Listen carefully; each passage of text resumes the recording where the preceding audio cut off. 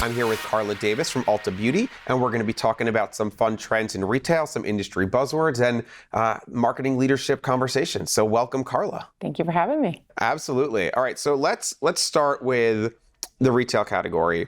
It's been tumultuous and an interesting time, a little bit of a roller coaster over the last few years. Absolutely.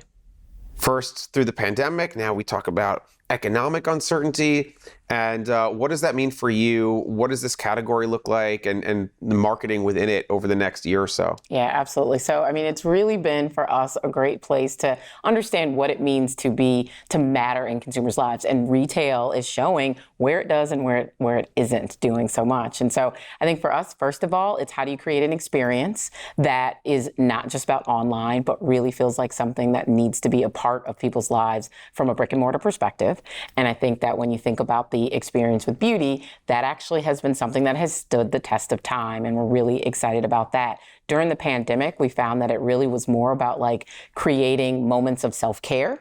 And so beauty played a role in that. And even when they couldn't get out to a beauty store, people were understanding how to use beauty products in that way. But I think now, as we're kind of coming out of it, and what has been a lot of part of our growth is people now feeling the value of being able to explore again and to discover again. And so I think for us, that has worked to our advantage. But I think it's also one of the things that is a little bit of a tricky part for some of the other retail, and will have to continue to be, because it's how much of it is just about what I need to do versus what I want to do. And what's nice is Ulta Beauty is an I want to do experience.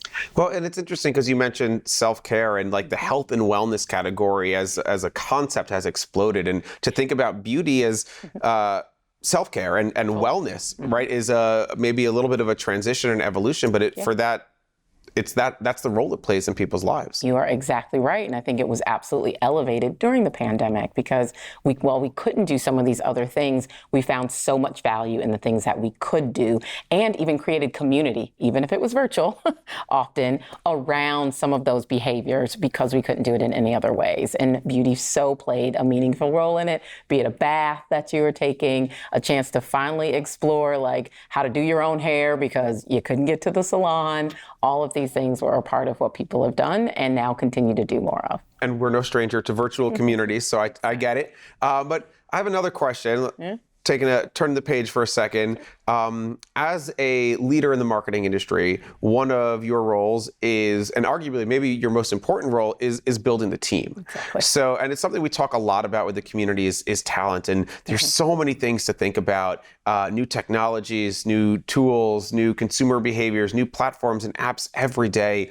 How do you make sure, do you have a philosophy or approach that you take to making sure that you're building out the marketing organization to have the best people possible to fill all those roles and fill all those needs? Yeah, no, I think in the short, we kind of are working from a place of like upskill or die, right? Like you have to ensure that one, the people that you have, you invest in them to continue to be able to understand the world as it changes, right? Like this can't always be about infusing new talent in because one, some of it doesn't exist yet, right? And two, I think that we owe it to ourselves and to each other to be as invested in people becoming better humans as we are in their output. And so I think that is a part of what really makes me excited about where we are, because it is an area where as we focus on doing that better with each other and with our teams, our work gets better. People are more satisfied with their jobs. They stay around longer. And so it's such a virtual cycle. And so that is what we're kind of really leaning into. And it's a win-win, because if you're cultivating the talent, then to your point, they're productive, they're motivated to stay, you have retention, and they're growing professionally and personally. So such a win-win. Fantastic. Yeah. All right, let's go into the lightning round now. Lightning round. We got a few big, quick questions, but we'll go boom, boom, boom, right? Sure. So let's start with a trend. It's 2023, January. Absolutely. Everybody's talking about what they're thinking about, top of mind, as they're planning for the year. What are you thinking about? Are there any big industry trends that are just top of mind as you're going through your planning? Yeah, so I would say one of our biggest ones is how do we create more of a content engine, right? And so we know that kind of the content is all out there, but as a brand, we have to figure out how to make it, how to scale it, how to understand if it's working for us, how to change real time, and how to go on to the other thing. And that takes a whole different ecosystem of agencies, of back to talent that we have, back back to like how we use our media. So I think that like content engine is a big piece of what we're excited about leaning into and figuring out as we go along, because I think that there's a lot of learning we still have on how you do it in a way that's efficient and effective. So I think that's a big one for us. Absolutely. And it's always interesting to me from, I guess, the outside to see kind of the cycles and how every few years it's like we're ready to take the next step. So content, 5-6 years ago, that was the biggest thing. And now it's kind of coming back up, like we're ready to take that next step in the industry and start to scale. And especially over the course of the pandemic, the speed of creating that content has become more important. So totally get it. Yeah. All right, let's go to the flip side now, and let's think about challenges for a second. Absolutely. Are there any challenges that are keeping you up at night? Yeah. Like as a marketer, and this doesn't have to be specific to what you're working on, but could be for the industry as a whole or specific to your work. I'm just curious, what are you thinking about? Yeah, so I think one of the more industry-specific challenges that I would love to kind of be more a part of the solution of, and how do we continue to push, is how DEI and responsible marketing really becomes more of a systematic change and isn't necessarily about some of the more superficial things, right? Like we've done a great job saying that we value it, right? And we've done a great job saying we're going to look at representation in our work and in our programming, but there's so much more in the ecosystem of marketing that needs to be explored, needs to be challenged, needs to be rebuilt, and people need the appetite and the investment of time and just energy in making that work. So I think that is probably one of our larger challenges as an industry that we've got to start putting both our money and our time and our focus into actually changing. Yeah, you said it in your answer. We've spent a lot of time saying these things, right? But you got to back it up. It can't just be lip service. It can't just be a box to check. No. It's got to be meaningful and long-term and just built in. So I hope to see the progress. Yeah, me too. Fantastic. So let's keep, we got two more. Okay.